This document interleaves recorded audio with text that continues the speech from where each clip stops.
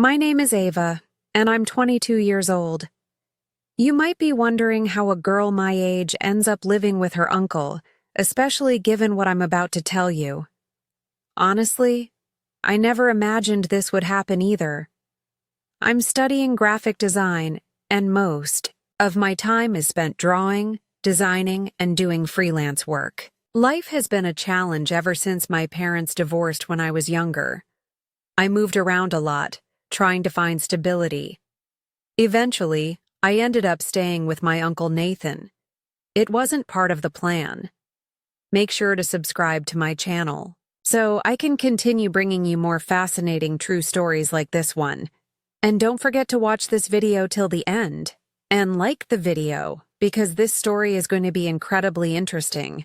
Please hit the like button to show your support. It all started when my mom had to go away for work, and I needed somewhere to stay while finishing college. Nathan, my uncle, was the only family member who could help. He's been married to his wife Victoria for a few years now. They live in a beautiful house in the countryside far from the city. I thought it would just be another temporary move to a quiet place, but things didn't turn out how I expected. A few months later, I had adjusted to the house, the routine, and the peacefulness, or so I thought. But today, something happened, something I need to share. It started when I walked into Nathan's room while he was asleep. But before I explain, don't forget to subscribe to the channel so you can stay updated with the rest of this story. Let me tell you a little about Nathan. He's not like most uncles. To me, he's always been more of a mentor than a family member. Growing up, he taught me how to ride a bike, fix things around the house, and even bought me my first car when I turned 18.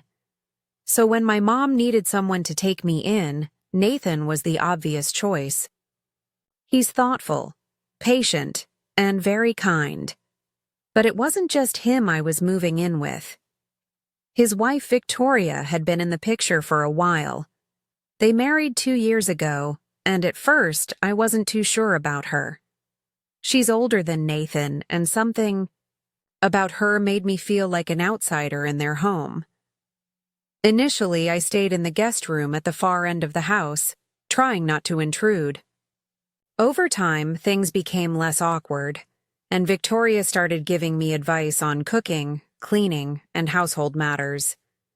We weren't best friends, but it wasn't as tense as it was before. I thought things were getting better. But recently, I've noticed something I can't explain. The more time I spent with Nathan, the more I felt drawn to him.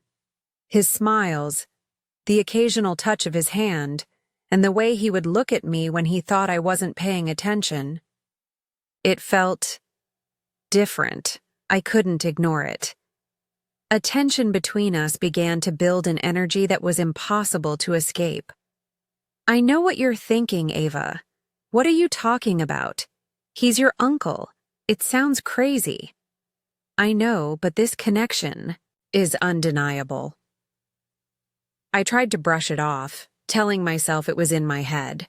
But every time we were alone, the atmosphere felt charged, as if something was pulling us together. Here's where things get interesting. One evening after dinner, I was working on a project in my room when I heard footsteps in the hallway. Nathan had been napping for hours, and Victoria was out with friends. We were alone. I didn't think much of it at first, but then I heard the door to his bedroom creak open. I froze for a second, unsure whether to leave him to rest or go inside. But something pulled me toward him quietly. I opened the door, trying not to disturb him. He was lying on his back, one arm behind his head, looking peaceful. As he slept, the light from the window cast soft shadows over his face, making him look almost untouchable. I stood there for a moment, my heart racing. I could feel my face flush, my pulse quicken. I'd never felt this way before. Maybe I just wanted to look at him, or maybe it was something more I didn't know. My thoughts were interrupted when I accidentally knocked over a vase near his bed. The sound made Nathan stir, his eyes opened, and for a brief moment, we locked gazes. There was confusion in his eyes, but something else, too. Something I couldn't quite name. He blinked a few times, trying to focus on me, then let out a groggy laugh. "Ava, what are you doing here?" he asked, his voice thick with sleep. My heart was racing as I struggled to find the right words. I didn't want to look like I was snooping, but I didn't know how to explain myself. My mouth went dry. "I didn't mean to wake you," I stammered, feeling embarrassed. Nathan sat up slowly, rubbing his eyes. He smiled at me, the same kind, patient smile he always gave. But today, there was something different in his eyes, something that made my heart race. He studied me for a moment before speaking again. "It's okay," he said gently. "You know you can always talk to me. Ava, I'm here for you." I nodded, but my mind was spinning. I didn't know how to deal with this strange feeling. The room felt heavy, and I could feel my breath coming faster. "I just wanted to talk," I whispered. Nathan's smile faded just a little, and I thought I saw a brief hesitation in his eyes before it vanished. He patted the bed next to him. "Come here. Then you can always talk to me," he said warmly. I stood there for a moment, unsure, but something inside me pushed me forward without thinking. I sat next to him. The tension between us was thick, heavier than ever.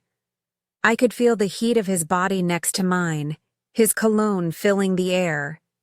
We were so close that I could hear his breathing and feel the rise and fall of his chest. With each breath, my heart raced again, and slowly, almost in slow motion, I looked up at him. Our faces were so close that I could feel his warmth. His gaze was soft, unsure, but there was something else, a spark that made my skin tingle. "Ava, are you okay?" Nathan asked gently. Before I could answer, I leaned in closer to him. My pulse was racing and my breath caught in my chest. I couldn't explain it, but everything felt so intense, as though the air itself was charged. Nathan didn't pull away. His eyes held mine with quiet intensity. He didn't speak, but his breath quickened, mirroring mine. The room felt warmer. The silence between us deepened with unspoken words. My mind was in a whirlwind. Everything had led to this moment. I couldn't stop myself. Slowly, I leaned in, my lips trembling as if I were in a dream. They brushed against his. At first it was uncertain, tentative, but then, as his lips met mine, soft and gentle, I couldn't stop myself. My mind screamed for me to stop, but my body refused. I needed this. I wanted this. Nathan's hand cupped my cheek, urging me closer. His other hand rested beside us, grazing my skin. I could feel the heat of his touch. The kiss deepened, and soon, it was hard to tell where his lips ended and mine began. The rest of the world disappeared. It was just the two of us, caught in this undeniable connection. My mind raced with confusion, guilt, but also with a strange sense of rightness. What were we doing? Why did it feel so necessary? There were no words to explain it, no logic behind it. He pulled away for just a moment, his forehead resting against mine. Our breathing was heavy, each breath shaky and slow. I could feel his pulse against my skin, matching the rapid beat of my own heart. "Ava." His voice was soft, strained with something deeper. "We shouldn't, but I wasn't sure." Sure, I agreed. Something inside me refused to acknowledge any reason to stop.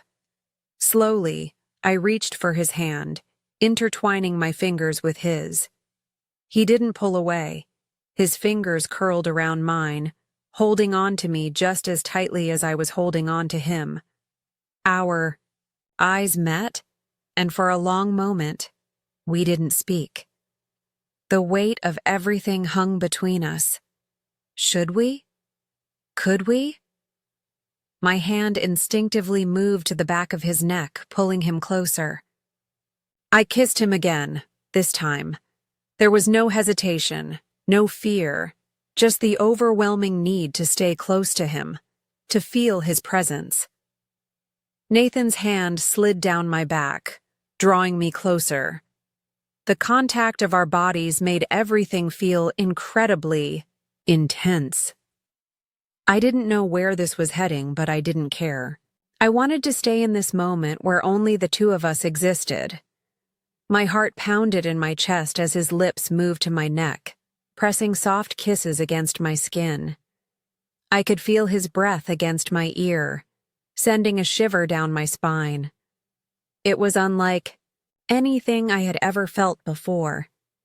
Intimate, consuming, and deeply wrong, yet thrilling in a way I couldn't explain. "You're sure about this?" he murmured against my skin, his voice thick with desire.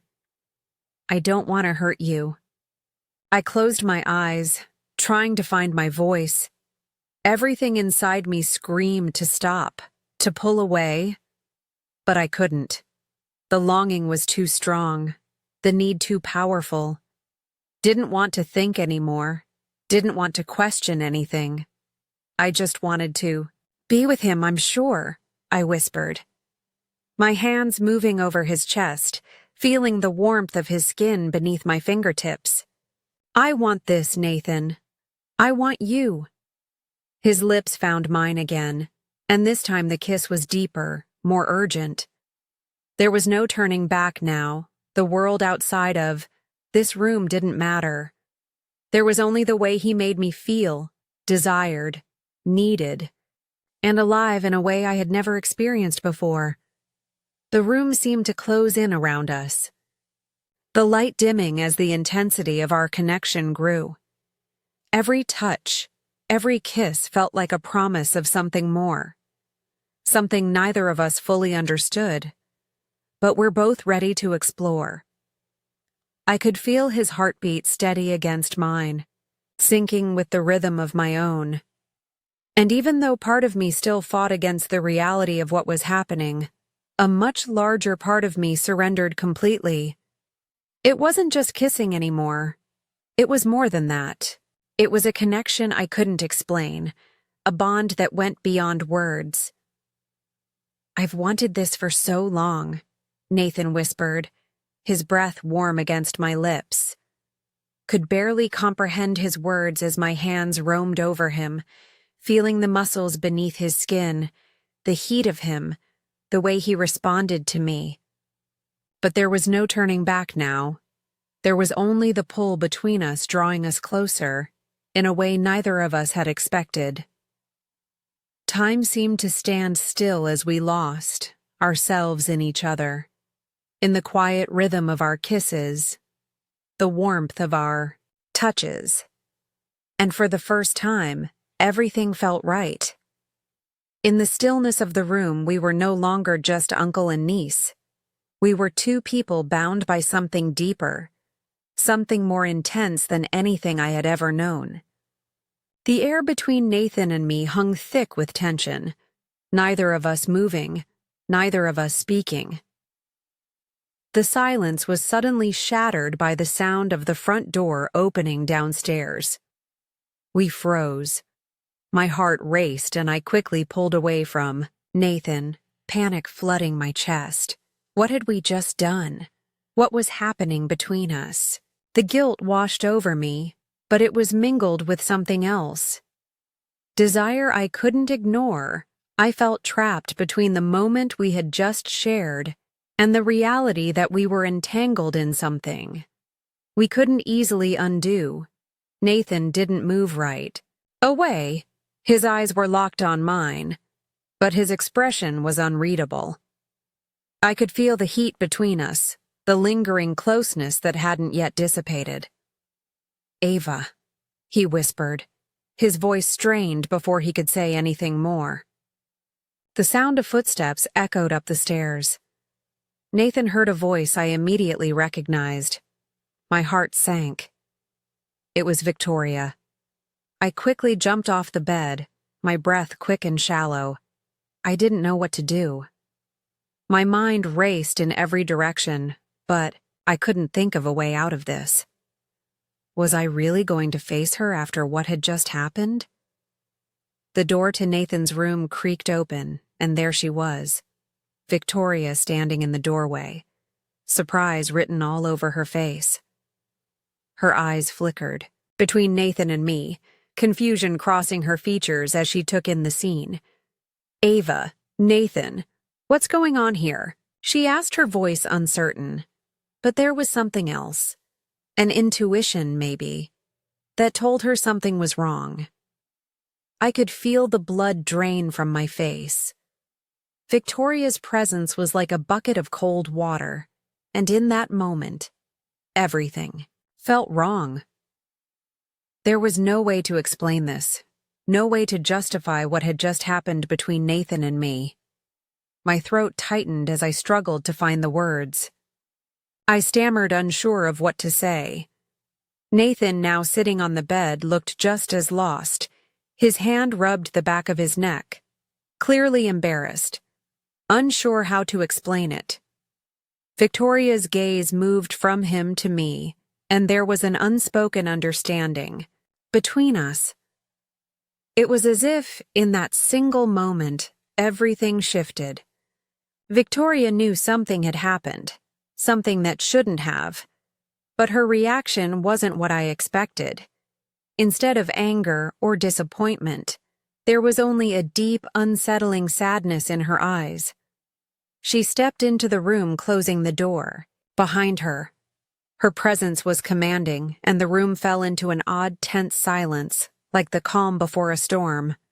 "Ava, you need to understand something," Victoria said gently, her voice softer than I anticipated. "There's more to this than you realize, more than either of you understand." I looked at her, confusion flooding my mind. What did she mean? What more was there? The silence lingered even after Victoria left. Her words hung in the air, leaving a mark on both of us despite all the confusion. Her calm understanding and offer of guidance gave me something unexpected. Hope. Victoria wasn't angry. She didn't cast us aside. Instead, she gave us a chance that felt fragile and uncertain, but still there. I glanced at Nathan. His face was a mixture of guilt and confusion, and something else I couldn't quite identify. He was avoiding my gaze, his hands nervously rubbing together. I knew he felt the weight of what had happened, the way our worlds had collided unexpectedly. But the more I thought about it, the more I realized that none of this was anyone's plan. Things had unfolded beyond our control. What I knew for sure was that we couldn't ignore it. We couldn't pretend like nothing had happened. Victoria was right about that, the feelings and confusion. Everything had to be addressed, and it had to be faced, head on. "Nathan," I whispered, my voice trembling slightly. "What do we do now, Nathan?" Looked at me, his eyes full of a mix of emotions. "I don't know. Ava, I don't know what to feel, what to think. I don't know if I should be angry, ashamed, or if I'm even allowed to feel anything at all." His voice cracked, revealing the internal struggle in his words. He was torn between the deep connection we had shared and his loyalty to Victoria, his wife. The situation couldn't be solved in one conversation. It wasn't that simple. I took a deep breath and walked toward him, closing the distance between us. I wanted to reach out to him, to comfort him, but I wasn't sure if that was the right thing to do. I didn't know what was right anymore. "I don't think we'll figure everything out right now," I said softly. "But I think we need to talk, to be honest with each other. This is too complicated to ignore." Nathan nodded slowly, his expression serious, but not angry. "Yeah, I know. I don't know where to start." I took his hand, the touch both comforting and charged with unspoken emotion. "We start by admitting what happened, what we felt, what we still feel, and then we figure out what comes next." He nodded again, his expressions softening just a little. "It's not going to be easy, Ava, but I want to understand. I want to understand what's happening between us." I squeezed his hand, the contact both comforting and filled with unspoken emotions. "I don't have all the answers. Nathan, I don't know what happens next, but I'm not running from this. Not anymore." We sat in silence for a moment, both lost in thought, trying to make sense of everything that had happened. There was no clear way forward, no easy answers. The emotions, the confusion. It was all so overwhelming, but what Victoria had offered us was a lifeline, the space to face everything together, to confront the mess we had found ourselves in. I looked at Nathan again, and for the first time, I felt that no matter what happened next, we would face it with honesty. There was no perfect solution, no simple way to fix things, but there was hope. Hope for understanding and healing, and maybe even for something more. As I sat back, my thoughts racing with all the possibilities, I couldn't help but think of Victoria and what she had said. Her calmness and her offer of understanding had opened up a door I didn't even know existed. She hadn't rejected us. She hadn't condemned us instead. She had given us room to breathe, room to process what had happened. But what would happen next? How would things unfold if we admitted the depth of what we still felt? Could we move forward, or would the weight of it all be too much? But those were questions for another time right now. It was just Nathan and me, sitting together in the silence of our shared uncertainty. We both knew nothing would ever be the same again. The only thing we could do was to take the next step, whatever that might be, and somehow, together, we would figure it out.